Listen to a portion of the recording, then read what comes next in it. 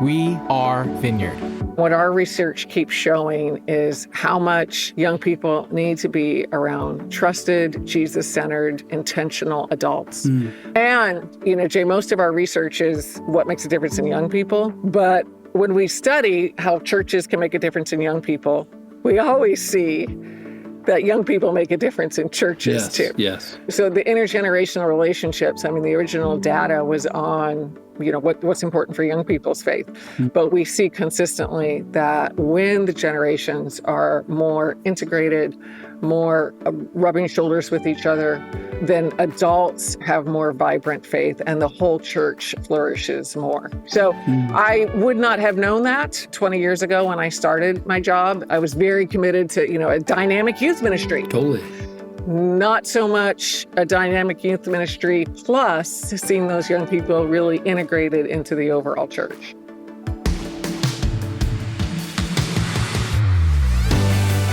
Welcome to the We Are Vineyard podcast, conversations to help us grow with Jesus and each other. In today's episode, Jay will be interviewing Kara Powell. Kara is the Executive Director of Fuller Youth Institute, the founder of the 1010 Collaboration, and the Chief of Leadership Formation at Fuller Theological Seminary.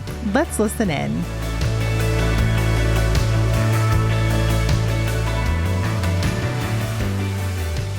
Kara, thank you for joining me on our We Are Vineyard podcast. And we were talking a little bit about what we do here, but I really appreciate you making time to talk to me today. Oh, my pleasure and honor. And Jay, I know we've talked about this before, but I was actually part of a Vineyard church in college. So that's just one of many reasons I have great respect and affection and vision for how God is working in and through Vineyard churches and leaders like yourself. Thanks. I'm really glad to be here. Yeah, well, let's start where all good stories start, because I know a lot about what you're doing now, but let's start where good stories begin, which the origin story is always, where were you born and where'd you grow up? Let's start there. Okay, wow. Way origin story. Yeah, why not? I was actually born in Japan. My dad was an attorney in the Navy, and so he was stationed at a Navy base. I don't have dual citizenship because I was born on a Navy base, but I was born in Japan and grew up in San Diego and have really spent most of my life in California. Oh, okay. So when did you move to San Diego? How old were you then? I was 6 months old. Oh, so I don't early. remember anything about living in Japan. Got it. Well, San Diego is not a bad place to live. The tagline at San Diego is America's finest city, and that's very appropriate. Let's just say that. There are a lot of fine cities in America, but I think San Diego's a really special one. Seriously. Yeah, my youngest daughter is at San Diego State now. Oh, great. Awesome. Good for her. Oh, man, she loves it. Okay, so you're raised in San Diego, military family, because he stays on the base. That's his well, he left the Navy shortly after we came back to San Diego. So I actually was raised with two parents who are attorneys, but neither one of them serving in the military for most of what I remember. Attorney family. Yeah. So my dad, one of his degrees is a law degree. And so one of my jokes always growing up is if you've been raised by attorneys, you get a law degree.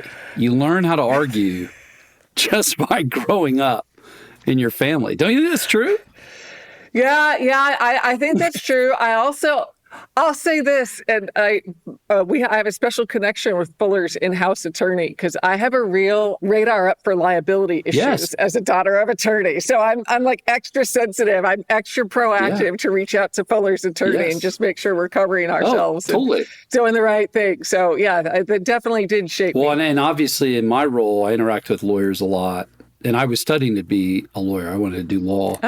So the joke I have is I'm effectively a lawyer anyway. Like I didn't get the degree, but I grew up around it. Spent a lot of time with attorneys. That's right. Yeah, that's exactly right. My mind works in a particular way. Okay, so you're raised in that kind of home. Were you raised, like, what kind of kid were you? Were you like jock kid? Were you like musician? Were you like... I was student government kid, so that was my primary thing. I did other things. I was involved in the school paper, and I swam and all that. But really, student government was kind of my jam in high school. And the dream was, I'm going to be in government? I want to be a lawyer? Or what were you thinking as you're starting to get through high Well, school? that gets kind of into my calling story, cool. how God called me to ministry. So I really saw the good that my parents did as attorneys. And I thought, I'd like to be an attorney. I'd like to help our world by being an attorney. So that was the path I was headed down, pursuing a lot of leadership. I ran for student body president at the end of 11th grade and lost. Oh. And Jay, that was like totally embarrassing. Crushing, yeah. A public humiliation, unlike anything I had ever experienced at my age at that time. And my youth pastor said to me after I lost, he said, "I think God's calling you to youth ministry." And I thought internally, no, I'm going to go be an attorney and make a difference that way. But I ended up, 12th grade, I ended up volunteering in our church and getting school credit for it. So our high school pastor, our youth pastor, the first job he gave me was to clean out the youth kitchen, which I did as a 12th grader. Good job. I still remember the smells. And then the next job is I did our weekly bulletin. And Jay, you might remember these days where there was no computer design. It was like clip art books and copy machines and whiteout and tape and scissors. And so I did that, and I started having more and more leadership responsibilities in 12th grade. I went to college, more interested in being a pastor, especially a youth pastor, but also torn with being an attorney. So I know, attorney, pastor, so very similar. Sounds like you had some of the same questions yourself about your calling.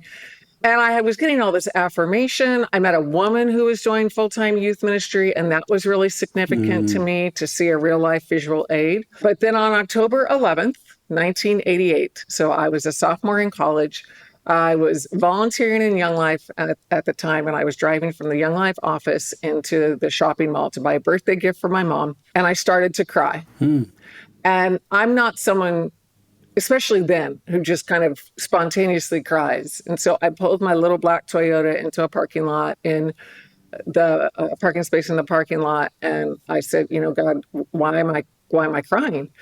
And I didn't hear God's audible voice. I've never heard God speak audibly, but I felt like the Holy Spirit said to my spirit, "I'm breaking your heart for the needs of young people."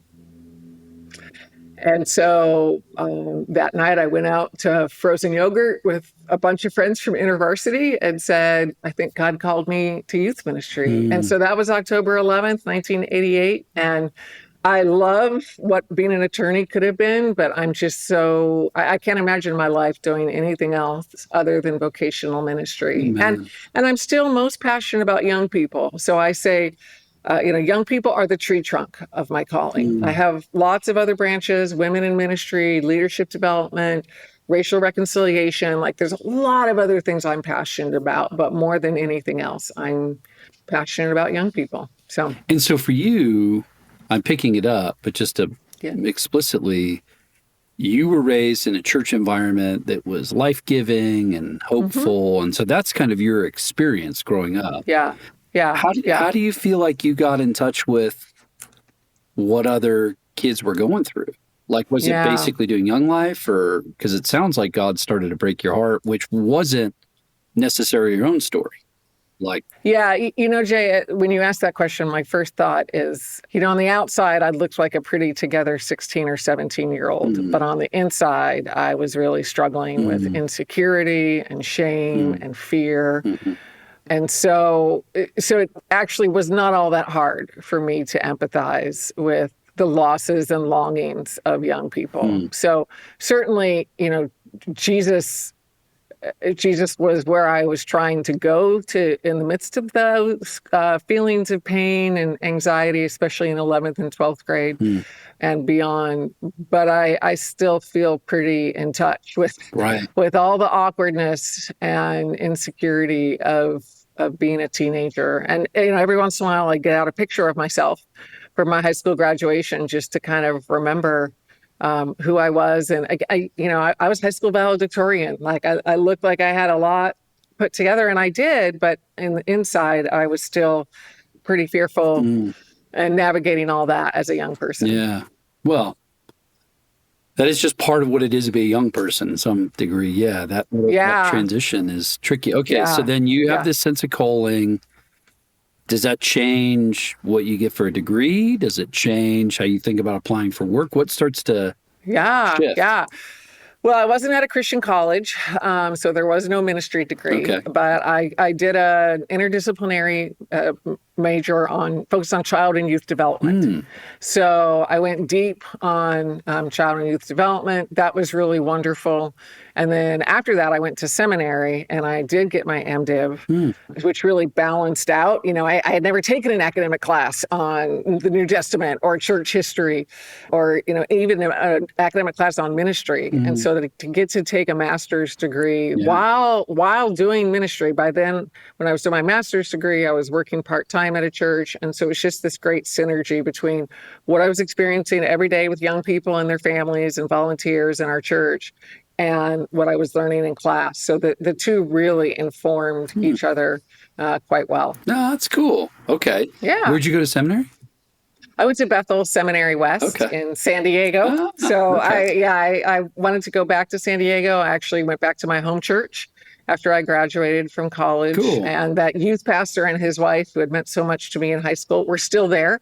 So I got to work with them, which was incredibly rewarding. That's so great. Okay, so now you have a ministry degree, you have this call, and that means everything was just up and to the right from then, right? Like it all, you get, right? Isn't that how it works? Every day since then, has just been sweetness and light, Jay. You're just like, wow, like there's jobs for me and people who just want to help me advance in every way.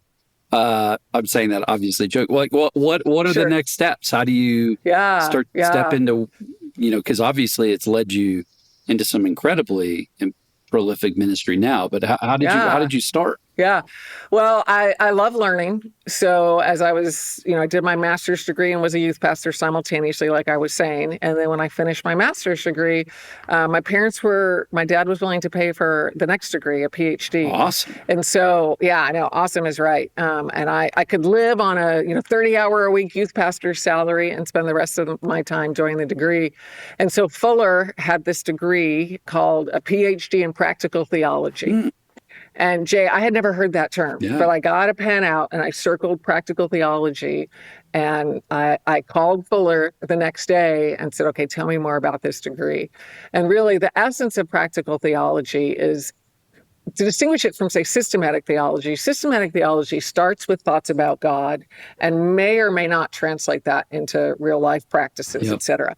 Practical theology starts with the pressing questions of the church and world, and then does theological and interdisciplinary reflection based on those pressing questions, and then translates it to the church and the world, which, it was really what I was already doing as a master's degree student, as a youth pastor. What am I dealing with every day of the week? Yeah. How then does scripture and good leadership and good ministry principles relate to that? Okay, now how do I lead and love differently? And so the idea that I could do my PhD in that, that just seemed amazing. So I was still in San Diego. I was driving up one day a week to take classes at Fuller Seminary, about 2 hours away in Pasadena. And then I felt like God released me from my church in San Diego. And I was going to ask a friend in Pasadena, hey, if you hear of any ministry positions, please let me know. And as he and I were having the conversation where I was going to ask him that question, he said, hey, we're looking for a college pastor. Are you interested? And I said, I was going to ask you, actually, if there were any opportunities. And so that was at Lake Avenue Church. So I became the college pastor at Lake Avenue Church, which has had a long history with Fuller Seminary in Pasadena. That's where I met my husband. That's where we were so shaped as young marrieds and 30-somethings and 40-somethings. And so that church really had a special place for our family. That's so cool. And so being a college pastor, did that mean you're doing like small groups, you're launching like a college of ministry, a little bit of both, all of the above? What did that mean? Well, we had a weekly gathering called College Life, which would be the equivalent of a college Sunday school class, and then small groups and other additional mentoring. But, something that God really used in that season, I was in my 20s when I was a college pastor, we were not located near any four-year school, other than Caltech, which has a particular culture in many ways. Right. And so, our attendance would fluctuate from like 40 college students to 80 college students. And it's easy for me to put my identity in what I do and the results that I see from what I do. I'm an Enneagram 3, so achievement. Yeah, you're a winner. You're a winner. I totally. And when I feel anxious, like, give me my laptop and let me just send some emails like that. That's how I soothe myself, et cetera. And this season in my 20s was a less fruitful, less overtly fruitful time in ministry for me. And I feel like God used that to just help my identity be far more in God than even in ministry and the fruit that was coming from my work.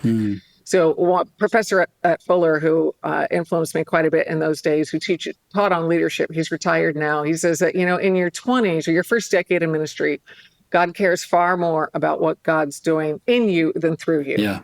It's far more about the way we're being formed, which is probably true every day, but especially in those formative years. I agree, It's more about what God's doing in me. And I do feel like I still struggle with identity and achievement quite a bit, or winning, as you said, very accurately. But I do feel like the challenges of that first decade helped me have my identity a little bit more in Jesus. But that's still one of I have 9 prayers I pray for myself most mornings. And one of them is that my identity will be in Jesus and not in my work or my kids or any other aspect of my life, but just really in Jesus. Yeah, that's really good. So you get through that, you're leading this thing, and you're very educated at this point. You've got a PhD. Seems like it's going well. What pushes you back toward like academia and the stuff you do? Because that's, it sounds like, okay, this is what I'm doing. I feel called to it. And talk a little bit about what you're doing now and how you ended up moving toward that. What were the steps that made you go, I think I'm supposed to shift in a way that serves the whole body of Christ in a different way? Yeah. Well, a theme that I feel like we've talked about is just the synergy between ministry and academic learning, research degrees. And so, my whole life represented that. And Fuller was getting ready to start a new research center. And I'd finished my PhD. I was teaching full-time at Azusa Pacific University here in Los Angeles. But Fuller was going to start this research center. A friend of mine sent me the job description, and it was basically to listen to the pressing questions of families and leaders related to young people, then do research, and then translate the research back into practical resources. So it's, everything that I loved about my PhD program, even more focused on young people. So I remember sitting on a blue couch in my living room and just reading the job description and putting it down and telling my husband, like, I think this is like such a great role for me. And so I've been at Fuller for the last 20 years. Wow.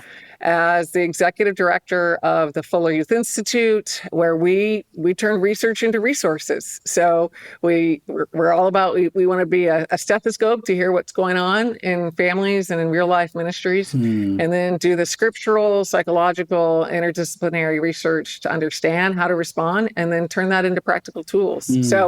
So I love my job. I have other roles at Fuller also. I oversee all of Fuller's non-degreed learning, which is also very exciting.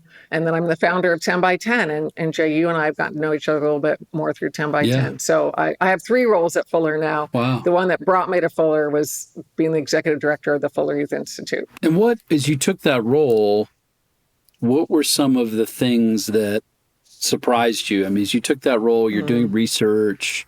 You've been working in this environment, so it's not like you're a newbie or you're not like researching something that's like completely unknown to you. Yeah. But were there assumptions you had that as you started to do the research and work in it, it started to challenge some of your assumptions? Or what were the things that started to wake up for you as you did that work? Well, one of the themes in our last 20 years of research, I wouldn't have known when I started my job. And it initially emerged from our sticky faith research, which we looked at over 500 youth group graduates during their first 3 years of college. I used to say through their junior year of college, but hey, first 3 years of college and junior year, not always the same thing, including in my own children. So, the timelines vary. Yes. But during their first 3 years in college, to figure out, let's follow these youth group graduates, what helped them have long-term faith, and what do we want to think about doing differently? And Jay, we studied 13 different youth group participation variables, 13 things that kids tend to do in the context of youth group. Study scripture, being involved in service and justice, student leadership. Of everything that we studied, the variable that was most correlated with mature faith in both high school and college was intergenerational relationships.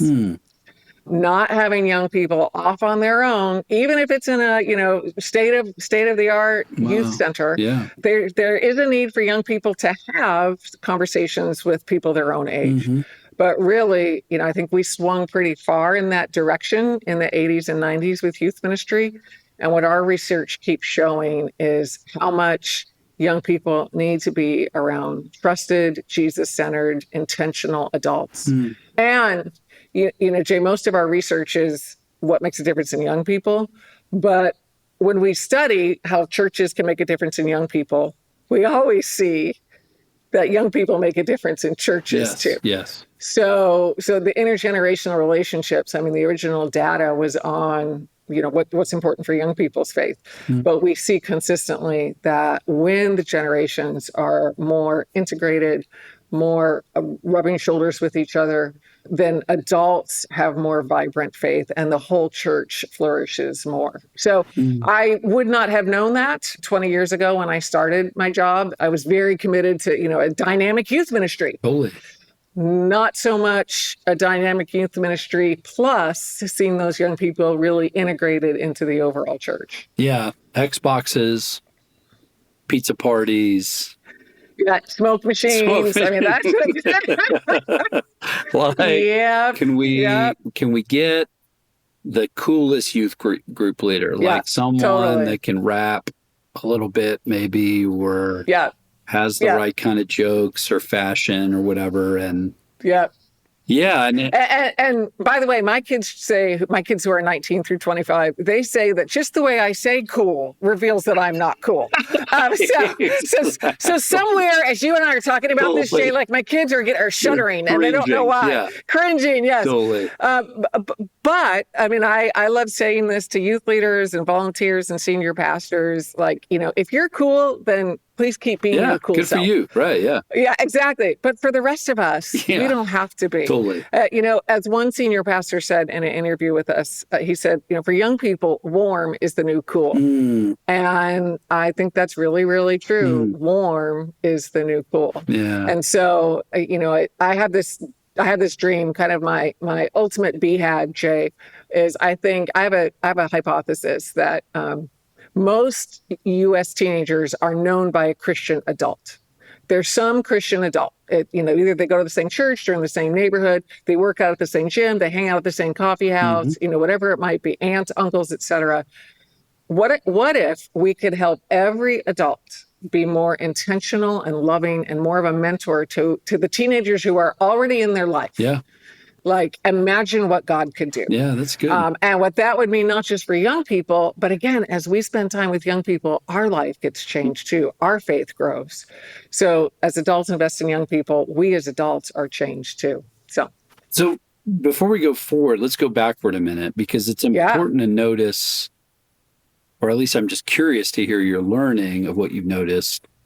Where did the impulses for the way youth ministry was done, what are those formed in? Because, like, if I'm honest, I was really impacted by, the youth specialties, young life, world. I was doing youth stuff as I came to know Christ. And, and you're, it's kind of appalling to admit now, but you're like willing to swallow goldfish or shave your head or, whatever. Right. And I know the impetus for me. All those liability things that attorneys, which is cringe in it, right? Like we were talking about earlier. Dude, I'm just so grateful there were no phones or, anyway. Yes, but, right, exactly. But I think back on that, And I think I can say with a pure heart, not an entirely pure heart, but a mostly pure heart, that, I just wanted to see kids come to Christ. So much of it was evangelistic. Yeah. And man, if we can just create the right kind of environment, maybe they'll just even want to be there. If they're in the service, it's going to be sort of boring. We're going to create an alternate experience that they'll enjoy, and they might want to bring their friends. And then we're going to have a camp, and we're going to have the roller skating night or whatever. I don't know. Yeah. And I think that the impetus for that is really pure-hearted. It's not, it's not even reactionary. It's just, man, I want to help. So even if that's the pure impetus, is that basically how that all formed in that manner? And what are you seeing that is shifting? What is it that, in your estimation, is changing or needs to change? Yeah. So let me first off be really clear, because sometimes our research gets misunderstood. That we're trying to abolish all youth groups. No, I didn't hear that. Yeah. So good. I'm glad you didn't. And let me just make really clear, our church has a youth group. I think a youth group is often a really good thing. In fact, I'll even say usually a really good thing. Yeah. It's just that, I think I mentioned this earlier, balance is something we swing too far on the other extreme.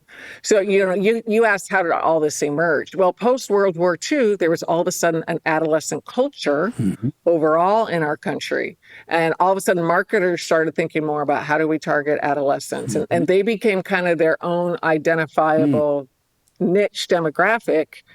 And we in church, we kind of followed suit and started thinking them more specifically, which on the one hand is really good. We're more mindful that they're in our pews and more mindful that they're in our communities and that school that's down the block from our church building. We all of a sudden are thinking about it. It's just that we ended up thinking, oh, well, let's hire a great youth pastor and let him or her just run a dynamic youth ministry in the church basement, instead of saying, no, we're really part of the same body. Yeah. So, an image that's been really helpful that I didn't come up with, but it is a one-eared Mickey Mouse, that a lot of times it seems like church is the head and the youth ministry is the ear. And what we're trying to say is let's move that ear in so that there's a lot more of a Venn diagram overlap between the head and the ear. And, so churches are doing this in really different and creative ways.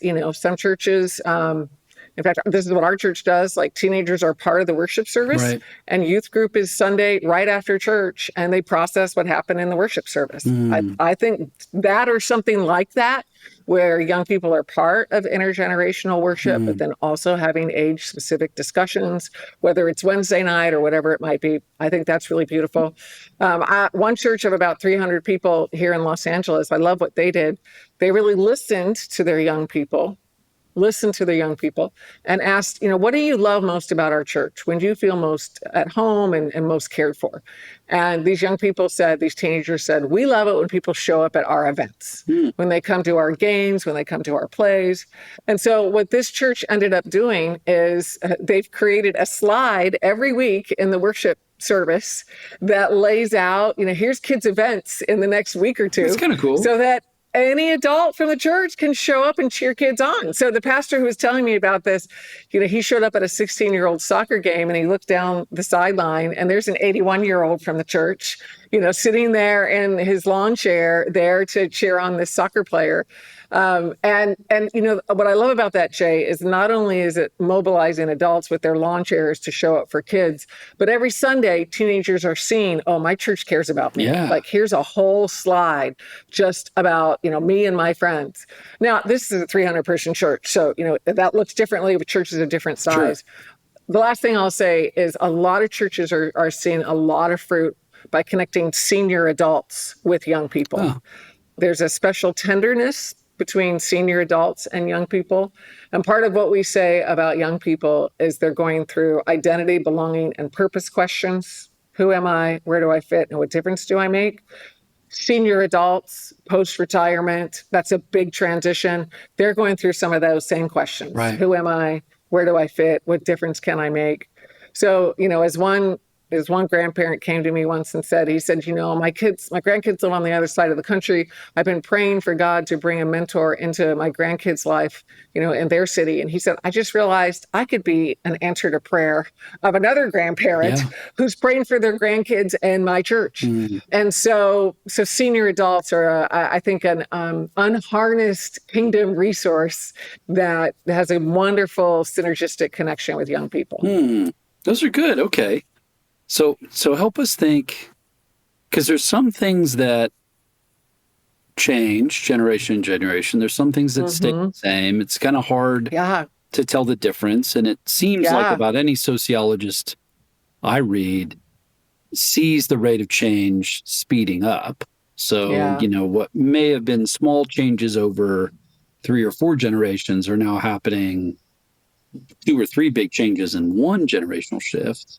Yeah. And, when I was starting ministry, all the writing was on Gen X ministry and postmodernism and the influence on understanding truth. And, we built a young adult service, and it was basically like we were trying to remake like that Nirvana gym scene, where it's totally smoky and everyone's wearing flannels and stuff. Right. Yeah, right. Absolutely. And, so that was like all the things. And I remember I had a friend who had a little stump speech sermon he did on Tracy Chapman's Fast Car. Nice. And used it as a trope to describe like how there isn't as many job opportunities and addiction is more understood or whatever. So, but then Gen X is like instantly not worth writing about. And, so it just keeps going forward. Yeah. Obviously, your research is showing some of those inflection points where it's like, okay, here's what's different here. In other words, if you try to do ministry for youth like they're Gen Xers, here's what's not going to work. Okay. Or here's what doesn't, it just doesn't compute. It's like a different language. What are some of the main things you're watching? And then what are the things that don't seem that different? Like, listen, this would be the same in 1850 or 2025. Like there are things that do transcend. What is some of your research showing, and how would you want to encourage pastors or parents as they think about their kids? Yeah. So this is where the framework that I mentioned really quickly, identity, belonging, purpose, is so helpful to me. Yep. Lots of other psychologists have come up with frameworks like this or close to this. But, I think all of us, Jay, you and I, I'm 55, I'm wrestling with identity, belonging, and purpose questions. So I think these are very human questions. The heat turns up in times of transition. So, most of the time they're kind of at a low simmer, but sometimes they hit a rolling boil. Adolescence is permanent transition. There's different seasons in our life. Senior adults, as I was saying, especially when you go into retirement, is a lot of transition. And so that's when those questions become particularly acute. Some of what we're seeing that feels different, and I love that we're having this conversation. I'd love to come back because we actually have received a grant from the Lilly Endowment and other funders to study Gen Alpha. Nice. So, Gen Z, born, let's just say 1990, 1995 to 2010. Gen Alpha, born 2010 and beyond. So it's, 15-year-olds and younger right now. That's Gen Alpha. And so we are about 1/3 of the way through our research process on Gen Alpha. And we're looking at faith and identity, belonging, and purpose and how this generation is unique. Yeah. I don't want to say a lot because we're only 1/3 of the way through, but I can say this. In fact, my 19-year-old asked me today, she goes to college locally. She spent the night last night and she said, well, Mom, what's your week going to be like? It's so fun when your kids become young adults and ask those kinds of questions, right? Yeah, you get to talk about real life. Yeah, right. Totally, yeah. And it's even more mutual. And so I said, we're doing this Gen Alpha study. And so we're flying in these youth leaders to look at our initial results this week. And so she was asking, well, what's unique about them? And what I told her is what I'll tell you and folks watching or listening. And that is that, we as researchers, we've always known how important family is. This generation is verbalizing it. When they're talking about identity, belonging, and purpose, especially Christian kids, they are saying it's my family who's Wow. giving me a sense of identity, belonging, and purpose. Now, kids who are nuns, N-O-N-E-S, and have no religious affiliation, it's more of a neck and neck between friends and family. But for especially Christian kids, they are seeing their family as a place of safety, where they go to have conversations about, their future, and so instrumental in shaping them. So, I think this is overall really good news for us in the church, Totally. Jay, and it makes me even more passionate about equipping families to have those conversations with their kids, and to know how to be even more intentional about identity, belonging, and purpose, and how Jesus weaves through all of that. So that does seem to be a difference with this generation. Yeah. Of course, technology is another difference. I mean, this generation is using technology so much, and for some really positive ways. Like, that's one of the surprises so far, Right. is how many young people are saying that social media is helping build their faith. They're following Christian influencers. They're using Christian apps, et Yeah. cetera. Now, there's huge downsides to technology and social media too, of course. But, if I'm asked, gosh, what's kind of surprising so far, also the way that social media and technology is actually faith building, because there's just more portals and channels for that to happen with today's young people. Yeah. So there's a couple things that I think are pretty interesting. That's pretty cool. Well, and you had mentioned when you started doing your research, one of the main things that seemed surprising was intergenerational ministry. And now you're saying more newer, it's family, key relationships. So Yeah, I don't want to downplay the importance of intergen. Yeah. So, but yes, I mean, when I was just looking at the graphs a day or two ago, and the bar charts, the family influence is higher than the others. So I think other adults is still very influential, but I think we have an opportunity, maybe a calling, to really equip families so that, they're comfortable talking about their own faith. Because a lot of parents are insecure about their own faith, totally. which makes it hard for them to talk with their kids. And so, there's also some great opportunities then for family ministry, next gen ministry, to partner with adult ministry in a church, so that parents and kids are learning some of the same things and can have some discussion. So I think the fact that families are seemingly more influential, at least in our data so far, is really a great opportunity for us.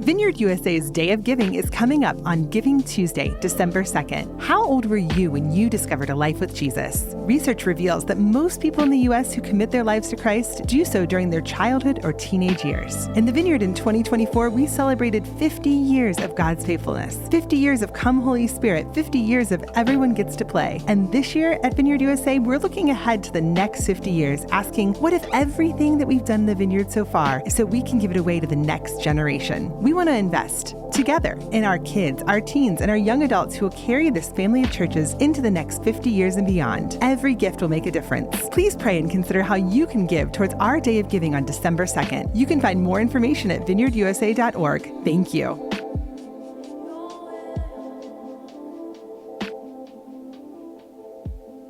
When you think about, because I've heard you talk about some of this with Gen Z, Gen Alpha, what are some of the biggest misnomers? Like, as you're talking to pastors or leaders, there is this sort of, no, these people, they're so entitled, or they're kind of lazy, or, you get all the little tropes and the jokes, and the hey boomer, like memes and world there for a minute. Like, what is it that you're seeing that's most helpful as you're talking to leaders, pastors, like, that you're like, actually, you got that wrong. You're aiming at the wrong thing. I'm sure you're watching lots of that. What kinds of things would you just encourage people to, like, pay attention to, or stop kind of stereotyping, or where are the places you see the most rub? Yeah. Well, you named one of the big ones, and that is that this generation of young people is really entitled, Right. demanding. They're the generation who got a participation trophy for every single Right. thing. All the tropes. So they should. That's what they expect in job and for the rest of their lives. A couple thoughts there. First, let's just grant that this generation is a little bit more entitled. It's we adults who've done that to them. Totally. So I would say, let's hold up the mirror and look at ourselves first and think about what we need to change and how we relate to young people before we point our fingers at young people. Yes. So, that's if we want to grant that this generation is more entitled. Yeah. I think the second thing that I would say is that this generation, they have so much more of a sense of what's going on in the world because of social media, because of technology. My kids, I stay pretty dialed into the news. My kids hear about things before I do. Oh, yeah. Like every time. Yeah, totally. Me too. Every time. Yeah. Every time. It's the rare fluke Yes. that I hear about something before my kids do. And this generation, they really have a heart and a sense of agency to think that they can make a difference. Mm-hmm. So I'd say, I don't see them as entitled. I see them as revolutionaries who are interested in, being changed, ideally by Christ, to change the world around them. Mm-hmm. And so, they're passionate about the environment. They're passionate about people who are homeless. They're passionate about gender inequality, et cetera. And so, I think this is a great opportunity for us as Christian adults and churches to really listen to what young people are passionate about and then journey with them, because they still need adult support. Teenagers and 20-somethings, they still need adult support, journey with them as they're trying to make that difference. Yeah, that's good. I don't know how much you've seen, Simon Sinek, all his stuff.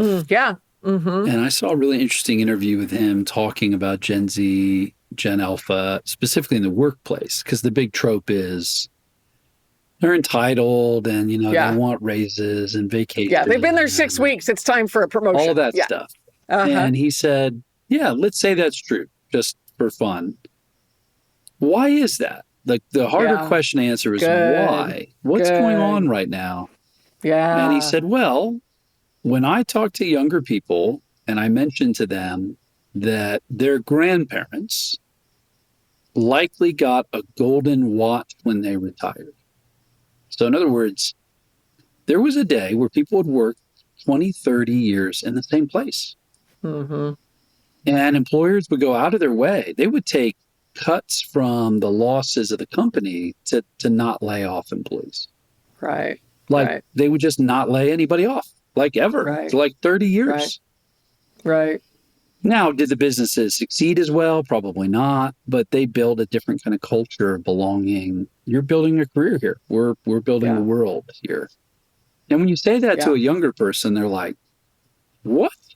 A corporation would do that? He said, so if you talk to somebody under the age of 30, their parents or their friends' parents, and probably an aunt or an uncle, has been through a few horrific layoffs. Mm-hmm. Nothing to do with their performance. Nothing to do with the fact that they weren't great. Not they didn't even do anything bad, or they weren't even necessarily replaced by anyone more qualified. Mm-hmm. They just lost their jobs. Mm-hmm. And that's a common experience for everybody under 30 with key people. Yeah. They said, okay, so now you raise a bunch of kids in a world where you could lose your job at any moment. Yeah. At any moment. Economy turns a little bit, you're out. Yeah. And you're going to have 5, 6, 10, 12 jobs over your 30 years. Well, if that's true, you condition people in that world, they're going to want more quickly. Yeah. Right? Right. That's good. That's a great analysis. Isn't that really interesting? They're going to want more quickly. Totally.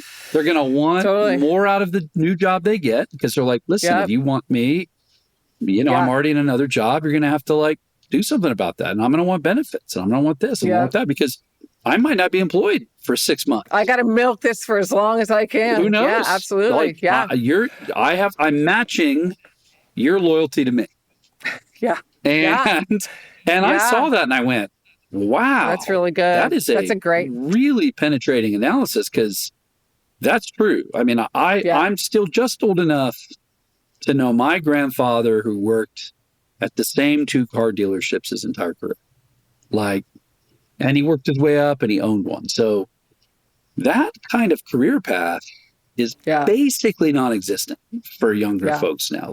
You don't come out of college and think, oh, I assume I'll retire from you're never going to retire in the company you get hired in. Yeah, there's no pensions. They're not the pensions that I used to be. No. Well, and then I love that explanation from Simon Sinek. So thank you for sharing that. Yeah. Let's add AI on top of that too. Yes.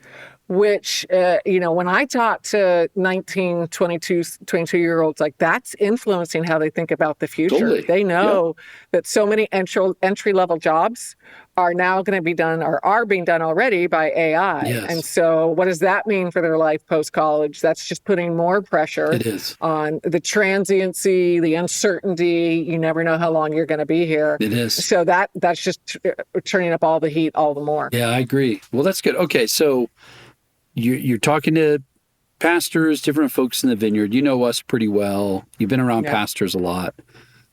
If a pastor's like, you know what, if I'm really honest, the thing you said earlier about kids are in the basement, I just hope they're just basically taking care of them, keeping them from screwing things up too bad. Yeah. So I don't get complaints from parents and step-parents. If I'm really honest, that's probably been more of where I've been at. But I'm listening to you. I'm thinking about how things are shifting. Okay, so what are some first steps? What should I do? How do I make some steps to prioritize kids and youth in my church? What would you ask me to do or think about or try? So you used a really important verb, which was going to be my very first answer, Jay, and that is prioritize. Mm-hmm. Some of the more depressing data that we've unearthed in the last year is a survey of 600 senior pastors that we did toward the end of 2024. And these were senior pastors who took a survey issued by the Fuller Youth Institute, where a third of them said young people were in their top 5 priorities. Wow. Only a third said young people were in their top 5 priorities. And again, these were pastors who were willing to take a survey from the Fuller Youth Institute. So if anything, they might be more skewed to be pro-young people. Yeah, exactly. So, just think about that. What else are we putting ahead of young people? Right. That for 2/3 of pastors, it's 6th or less in terms of priorities. And so, one of our first invitations to pastors is, can you please make young people top 5, ideally top 3, but top 5 works great. And okay, once you've decided you want to do that, then what does that mean? Well, let's talk about budget. I do think our budget is a manifesto of our priorities.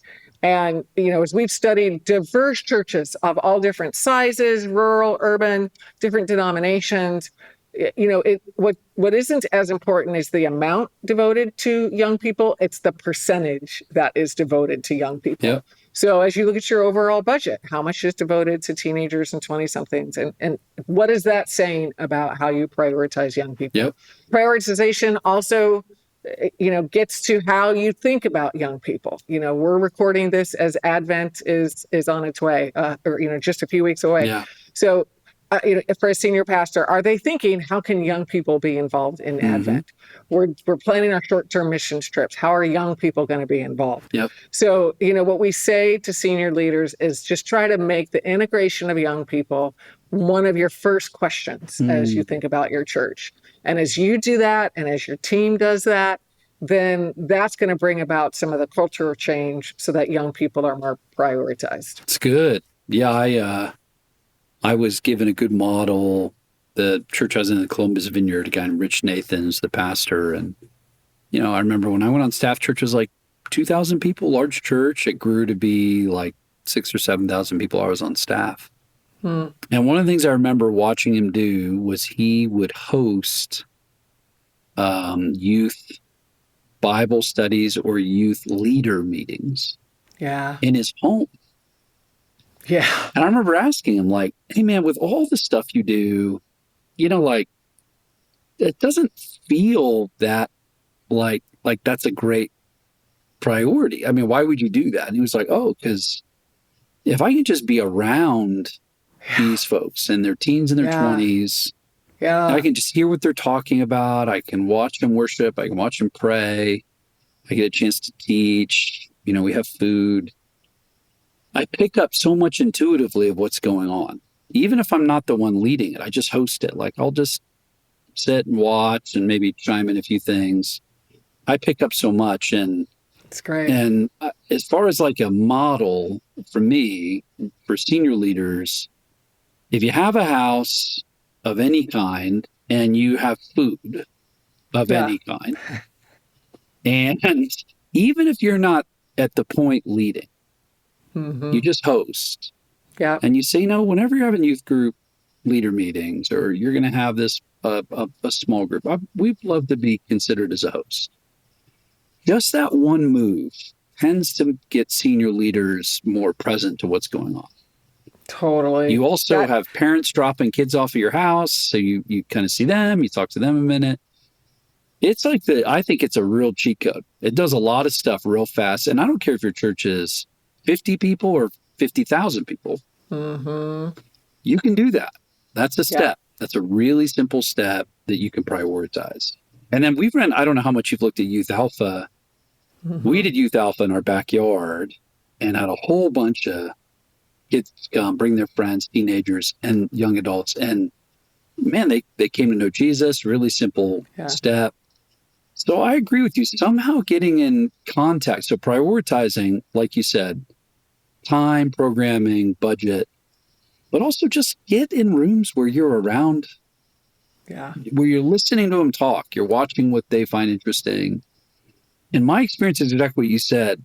They don't mind having older folks around or being in homes as much as I think maybe some other generations did. Like, so the number one witness of all the youth and young adults we've had in our church, so like, man, we just can't believe you'd have us in your home. Right. And you'd make food for us. And and honestly, they don't leave. We get done with everything and, we have a little fire pit and I'm like, I wonder if this is ever going to end. The meeting ended. I got to get up earlier than they do tomorrow morning. Meeting ended at like 8:30. It's like 11. I didn't know. But it's because they're like, man, I'm in a place that I feel welcome and safe. There's a sense of belonging. I'm sure, back to identity, belonging, and purpose. Yeah. Jay, I love that. And, I'm just thinking about a couple of senior pastors who I've talked to in the last 3 weeks. One, if I said his name, he's probably a friend of yours. He's very well known nationally. And I happened to bump into him and he said he had just spoken at the youth retreat and spent a day at their church's youth retreat. And I looked at him and I said, thank you for doing that. Totally. And he was surprised by what a big deal I made out of it. Yeah, of course, right. Because for him, it's just normal. Of course, I'm going to carve out a Saturday to drive to the mountains to be involved in a youth retreat and then come back for church on Sunday. Yes. But, a lot of senior pastors are not thinking like that. Totally. His other church, growing really quickly and drawing a lot of young adults, they've made a strategic decision that on every team, there's somebody 28 or younger who they are mentoring who could eventually take over the team. It's great. Now, that might not happen. They're not trying to, overthrow the church and have it all be led by 20-somethings. Totally. But they have that posture of we are taking this, person under 28 so seriously and how we're mentoring them, how we're investing in them, discipling them, and learning from them. When you're around the fire pit until 11 o'clock, that's priceless learning. Just this week, I interviewed 2 teenagers for our Gen Alpha study. And, I looked at my day and I thought, oh, gosh, how do I squeeze in the time? Right. Should I be doing it? Et cetera. It's calendar year end. I'm trying to raise funds and all this kind of stuff. Talking to those 2 teenagers was like the highlight of my week. And so, yes, I learned so much from them in the hour and a half that I was with them. Totally.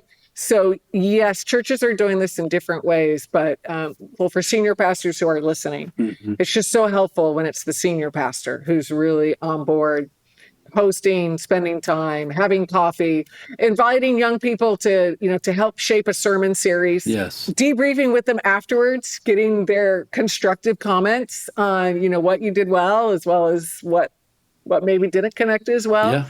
Creative senior pastors are doing all that. That's really good.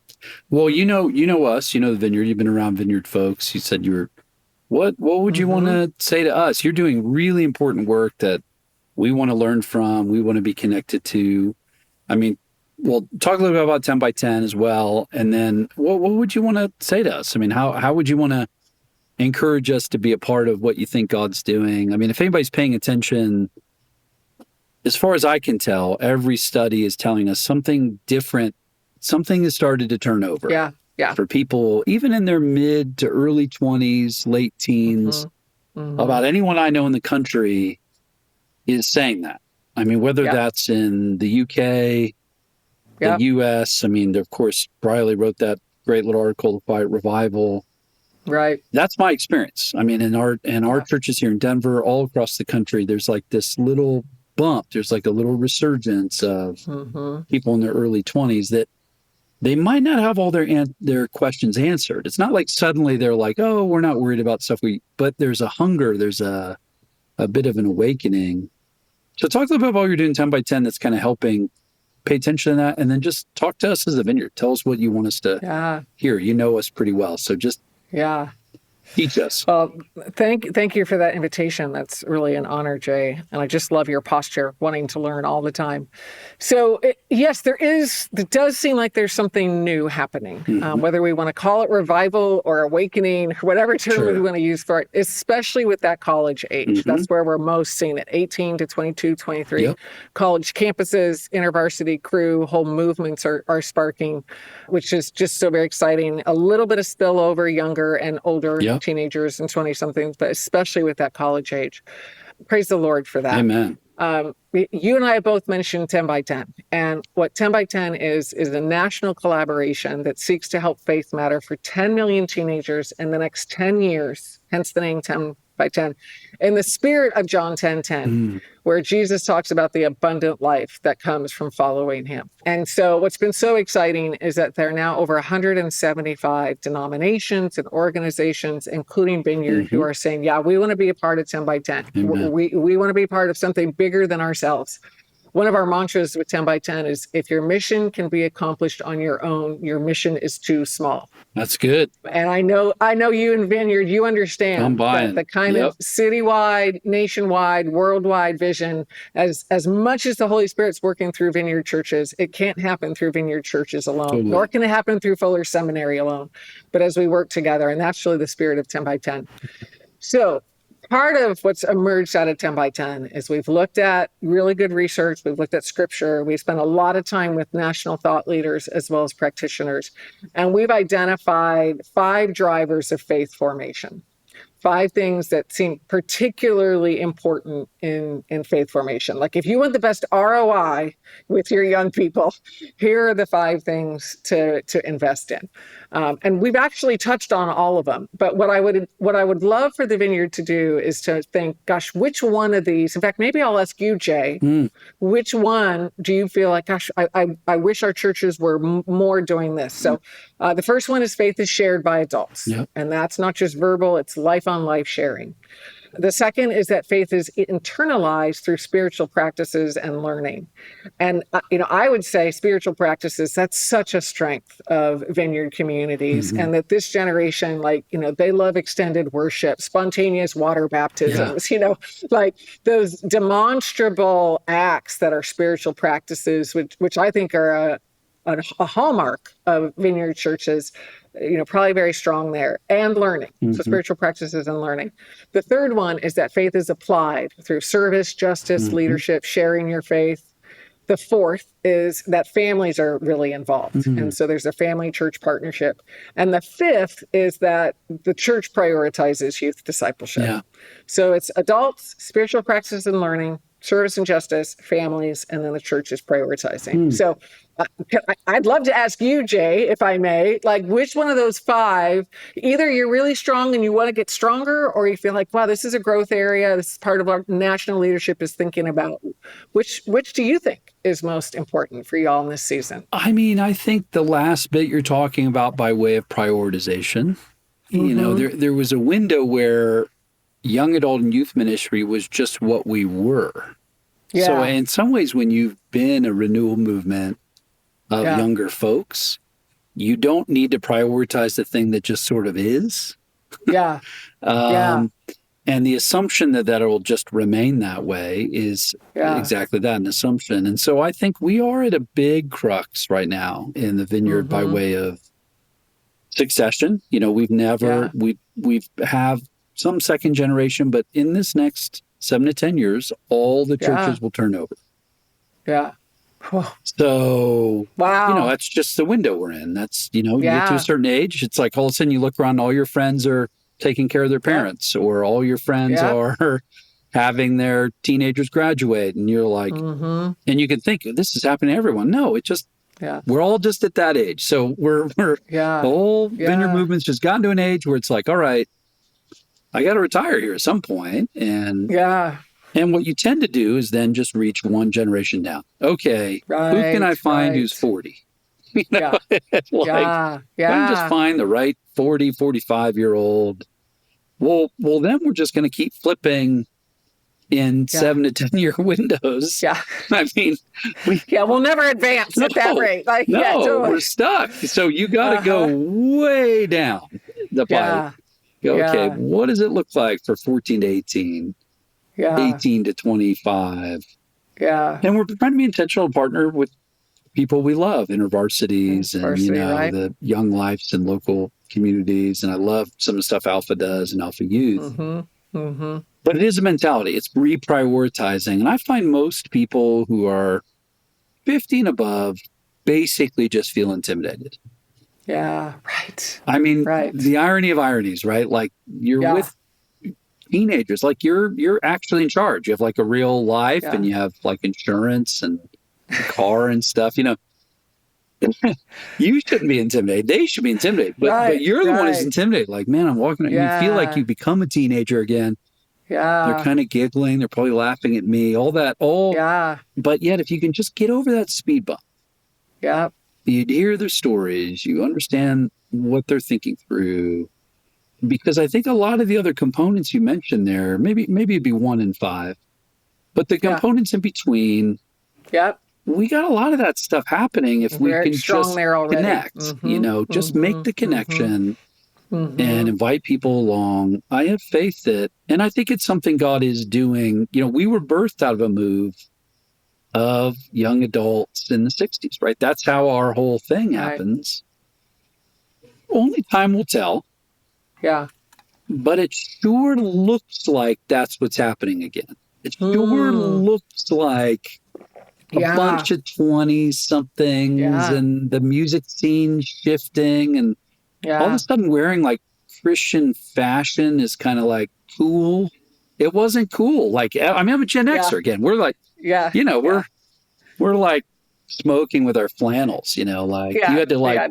There's no cross necklaces or fear of God sweatshirts or totally. No. So there is something happening that feels similar to that. You know, like when Bob Dylan's a Christian, he's in the Vineyard. It was like the coolest thing ever. He does that album, you know, Slow Train Coming or whatever. And some of that stuff's happening again. And it's sometimes you just got to tilt your sails. Okay, just catch the wind. Yeah. Reach toward what God is doing. So, you know, you didn't get to hear, but at the last national conference, the last talk I basically did about this. And I said, the question isn't, is God reaching another generation? The question is, will the Vineyard be a part of that? So God's doing that. Yeah. That part is he's just going to do. So true. The question is, do we want to be a part of that? And he's not waiting for us. He's going to do the thing. We're deciding if we want to be a part and how will we do that. And is everything maybe we've done to this point to just create a platform for another way God wants to reach? And I have faith for that. And I do more and more when I talk to people like you. I see the work you're doing, the partnership we're growing, and I'm really grateful for your work. Yeah. Well, so give us a final word. Say something nice. Say something nice to the Vineyard. What do you want to say? What do you want to say to us?